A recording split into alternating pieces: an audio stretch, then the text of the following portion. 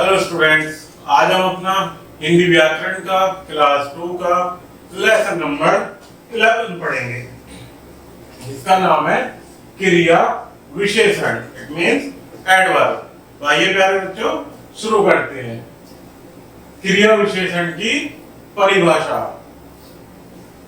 जो शब्द क्रिया शब्दों से पहले आकर उनकी विशेषता प्रकट करते हैं उन्हें क्रिया विशेषण कहते हैं। तो प्यारे बच्चों, जैसा कि आप नाम से ही समझ पा रहे होंगे, क्रिया विशेषण।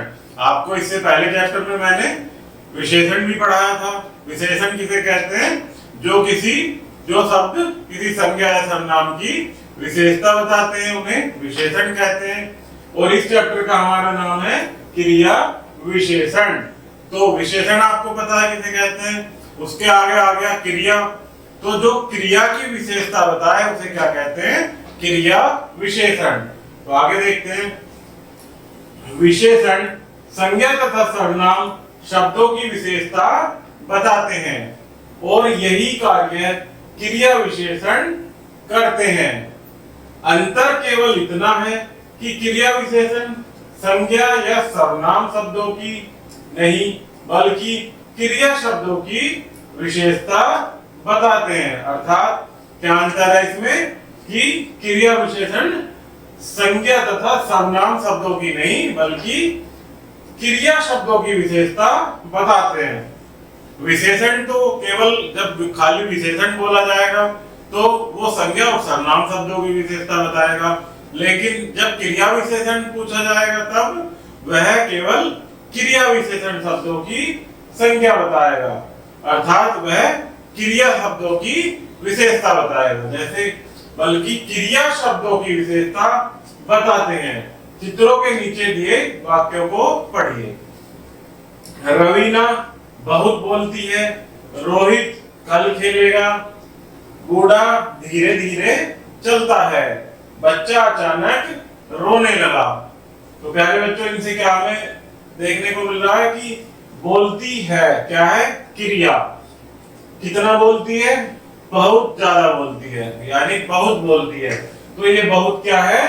क्रिया विशेषण। अर्थात ये बोलती है क्रिया की विशेषता बता रहा है कि वह बहुत बोलती है। तो ये क्या हुआ? क्रिया विशेषण। इसी प्रकार वह रोहित कल खेलेगा। वह खेल रहा है क्रिया, और कब खेलेगा? कल खेलेगा। तो ये क्या है? क्रिया विशेषण। इसी प्रकार चलता है, कैसे चलता है? धीरे धीरे चलता है। तो ये क्या होगा प्यारे बच्चों? क्रिया विशेषण। रोने लगा, कब से रोने लगा? अचानक रोने लगा। तो ये क्या है? रोने लगा क्रिया, और अचानक उसकी विशेषता बता रहा है। तो वो सब क्या हुआ? क्रिया विशेषण। इन वाक्यों में बोलती है, खेलेगा, चलता है तथा रोने लगा क्रियाएं आई हैं।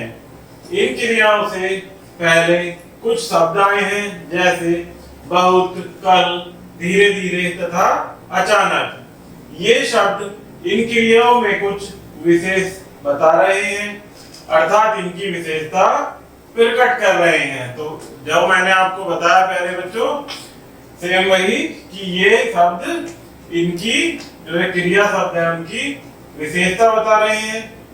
तो ये क्या हुए? क्रिया विशेषण। इसी प्रकार से बहुत, रोहित कब खेलेगा? कल, बूढ़ा कैसे चलता है? धीरे धीरे, तथा बच्चा कब रोने लगा?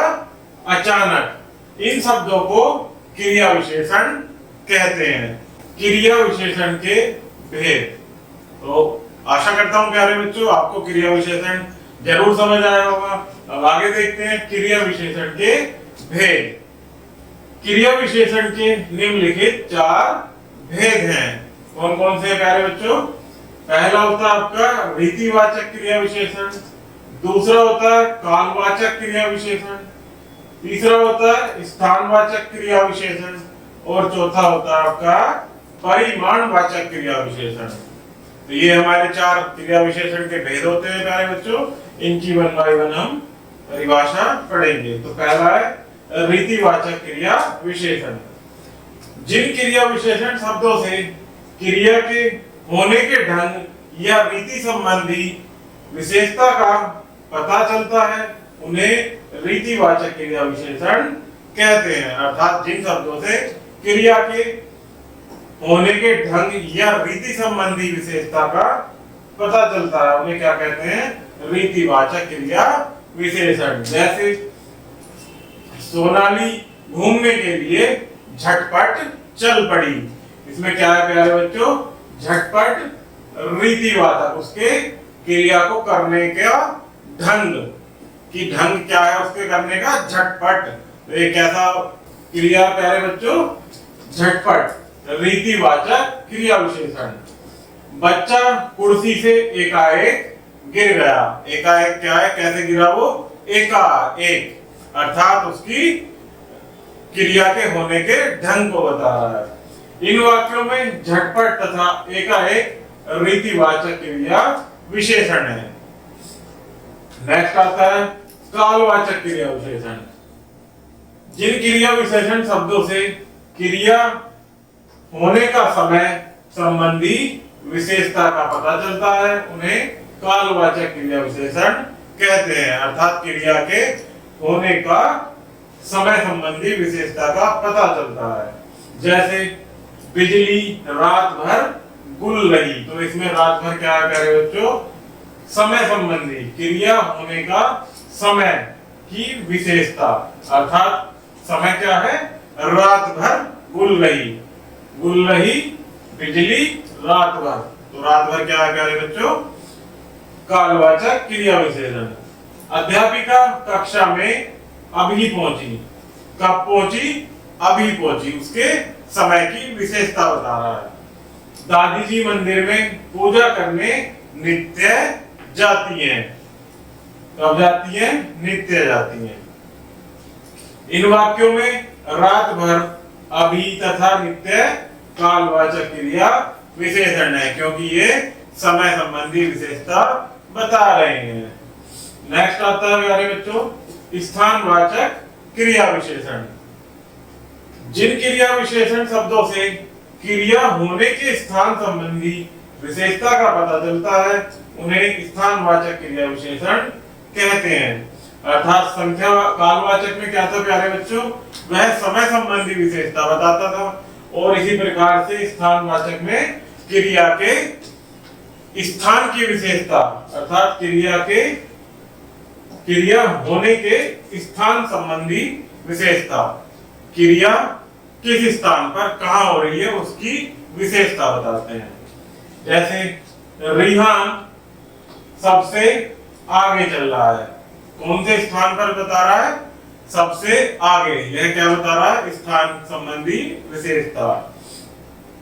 रेलवे स्टेशन से घर पहुंचने के लिए बाएं मुड़े।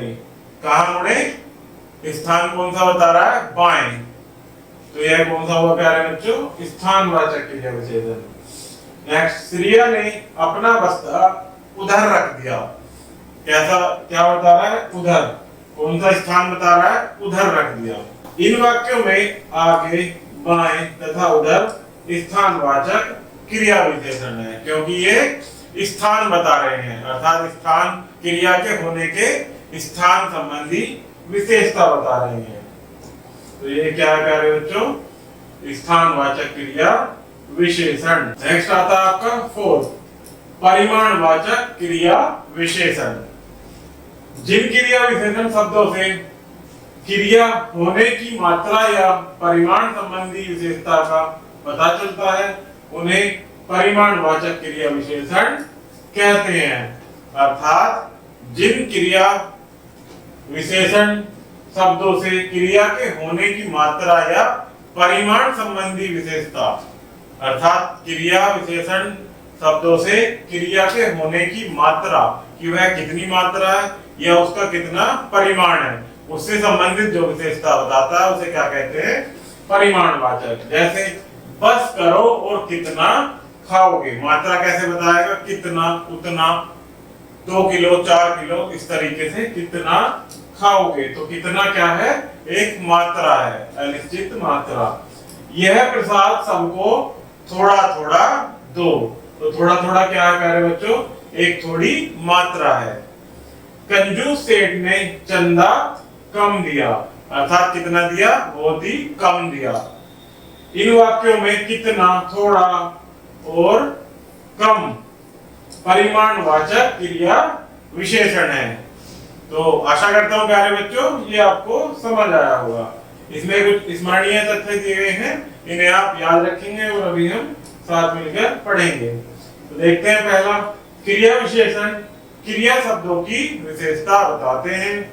नेक्स्ट, क्रिया विशेषण के 4 भेद हैं, रीतिवाचक, कालवाचक, स्थानवाचक तथा परिमाणवाचक। नेक्स्ट, जो क्रिया विशेषण क्रिया होने के ढंग अथवा रीति संबंधी विशेषता को बताते हैं वे रीतिवाचक क्रिया विशेषण कहलाते हैं।